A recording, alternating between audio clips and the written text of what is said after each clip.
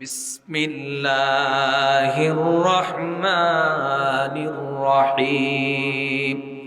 আলিফ লাম মিম।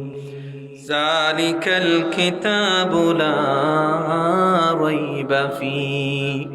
হযরত উসাইদ রাদিয়াল্লাহু তাআলা আনহু বলেন, আমি একদিন রাত্রিবেলায় সূরা বাকারা তিলাওয়াত শুরু করলাম। আমার পাশে আমার উট ছিল। তিলাওয়াত আরম্ভ যখন শুরু করলাম, উঠতে লাফাইতে শুরু করলো।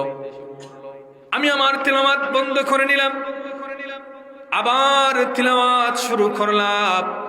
উঠতে লাফাইতে শুরু করলো। আমি তৃতীয়বার তিলাওয়াত করি নাই। আমার ছেলে ইয়াহইয়া উটের পাশে শোয়া অবস্থায় ছিল। আমার ছেলের মৃত্যুর আশঙ্কা করলাম, এই জন্য আমি আর তিলাওয়াত করি নাই। হযরত উসাইদ রাদিয়াল্লাহু তাআলা আনহু বলেন, আমি ওই দিন রাত্রি বেলায় এমন একটি নূর দেখলাম, যত দেখি তত শূন্যে চলে যায়, যত দেখি তত আরো দূরে চলে যায়।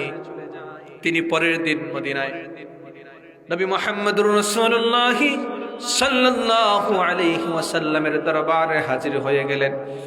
তিনি বলতে লাগলেন, ওগো আল্লাহর হাবিব, আমি রাত্রে বেলায় সূরা বাকারা তিলাওয়াত শুরু করলাম। আমার উট লাফাইতে শুরু করলো। প্রথমবার পড়লাম, উট লাফাইতে শুরু করলো। আবার পড়লাম, উট লাফাইতে শুরু করলো। তৃতীয়বার আমি পড়ি নাই, গো আল্লাহর হাবিব, আমার সন্তান ইয়াহইয়া উটের পাশে সে অবস্থায় ছিল, তার মৃত্যুর আশঙ্কা, এই জন্য আমি আর তিলাওয়াত করি নাই।